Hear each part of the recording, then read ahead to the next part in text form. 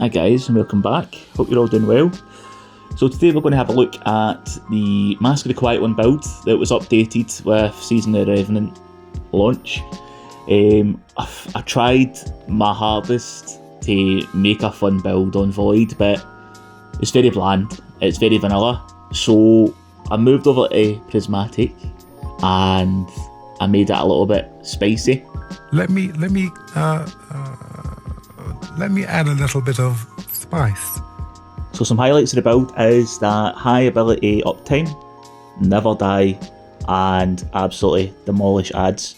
Take a quick look at this clip and see how quickly I get Transcendence.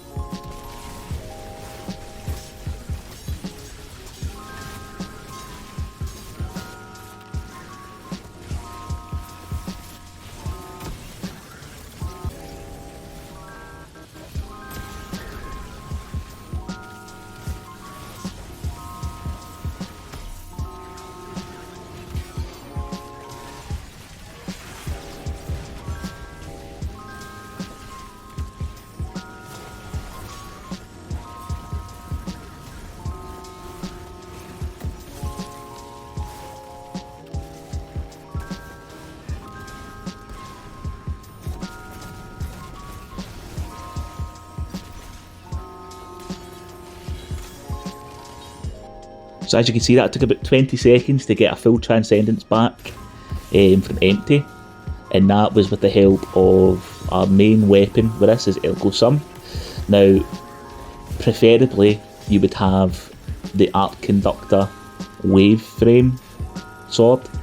This is amazing for clearing adds and also giving you 50% damage resist against arc damage. But it fills up your light meter extremely fast, and to pair with this, to fill up a cold or darkness energy, if you will, we've actually got a Diamond Lance, which obviously plays in a lot into the artifact as well. But in terms of the artifact, I've actually not leaned in so heavily with the stasis side of things. So having a quick look, you can see I've got just my standard champion mods, and then I've got one with Frost. While Frost armor is active, stasis weapons gain increased reload and stability. Stasis swords gain increased guard resistance. This is purely for the grenade launcher reload speed. And then I've got Wind Chill. Rapid stasis weapon precision hits grant you a stack of Frost armor. Rapid precision hits from weapons with the Dark Aether Reaper origin trait gain you more stacks of Frost armor, and then this can be boosted, but we won't be boosting it. So this is a backup. So say you don't want to run Ergo Sum, then you can run any other arc weapon. The new one, the pulse rifle that gets jolt and feedback, can't remember the name of it, sorry, that would be really good as well. You would be jolting folk and also gaining stacks of Frost armor on top of it. Next one is Trace Evidence. Rapid precision hits or rapid final blows on targets affected by jolt or blind will generate ionic traces. Armor of Erimus. While Frost armor is active, taking critical damage from combatants causes you to emit a freezing burst. Then we use Concussive Reload. Using a grenade launcher to damage a boss, damage a champ, or break combatant shields weakens them. Retinal Burn. Rapid arc weapon precision hits consume an armor charge to blind the target. Blinding a target this way emits a blinding burst. Brain Freeze. Frozen combatants become shrouded by chilling fog, which slows combatants that aren't already. Weapons with the Dark Aether Reaper origin trait deal more damage to frozen combatants. And finally, Conductive Cosmic Crystal. Your arc abilities, void abilities, and weapons with Dark Reaper origin trait do bonus damage to targets that are affected by a stasis debuff. And then we can boost this as well. The good thing about the way that I've got the artifact set up is it makes the build a little bit versatile. So say, for me, I like being in the thick of it, constantly moment to moment gameplay, you know, killing a lot of ads, being surrounded, that kind of stuff. But say you want to kind of take a step back, the artifacts, the things like Retinal Burn, you can put on any precision arc weapon you want, so like the pulse that I mentioned before, or if you wanted to add a little bit of tankiness, you could use the old arc auto rifle from the Keitel season that gives you a little bit more resist on kill, or you could use an exotic like say like Risk Runner, that will also give you Arc Conductor. As long as you're hitting precision hits, then you will gain into that loop of gaining armor charge, blinding targets, blinding every target around them, creating ionic traces, getting ability regen, and just continuing that loop. It doesn't really work with the Ergo Sum, but I just really like Ergo Sum.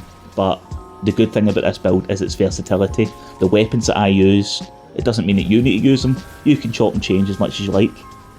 And of course the set piece of the build is the newly buffed Master the Quiet One, which got a bit of an update whereby rapid kills or kills when you're in critical health will grant you Devour. So all this gameplay you're seeing in the background, Devour's just constantly on the go. And I'm getting overshields from my class, I'll show that in a second. But yeah, it's a brilliant update, I think, because it always gave a little bit of ability energy. It's 5% to your abilities regen whenever you take damage, but now they've truly made it in a great sustainability exotic by giving you Devour just passively. You won't even need to go out your way to proc it, it will just always be there. So let's have a quick look under the hood, see what we're running with. So for my aspects, I know what you're thinking, not another Consecration build, but truthfully there is no better way to proc Devour in a bind than throwing a Consecration Slam. There's a bit more to it than swing away, medal, swing away, and there is actually a bit of nuance to it. So I've got Consecration there paired with Diamond Lance. Anytime we kill somebody with a Consecration Slam, we're going to proc a Diamond Lance. I've also got the Frenzied Blade, so we can have 3 Consecration Slams, and I've also got Arc Grenades, the Pulse Grenades, which can jolt as well, which generates a lot of light energy.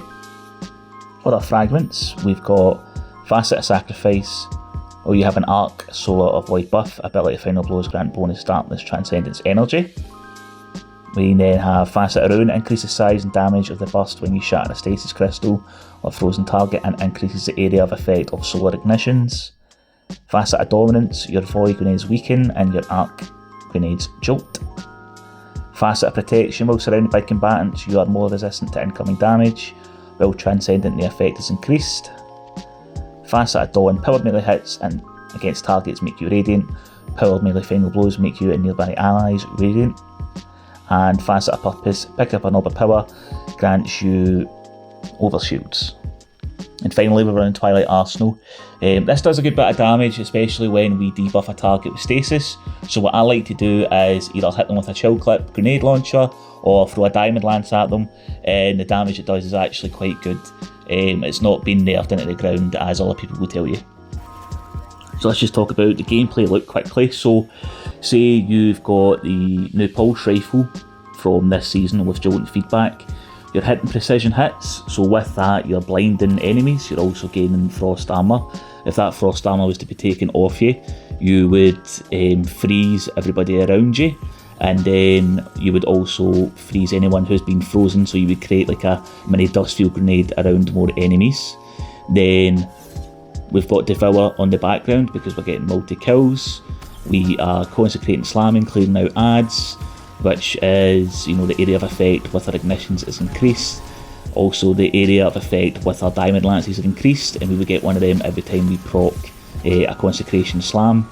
Then we've got a super, we would quickly change to a chill clip grenade launcher or throw a Diamond Lance at an enemy and pop a super for increased damage.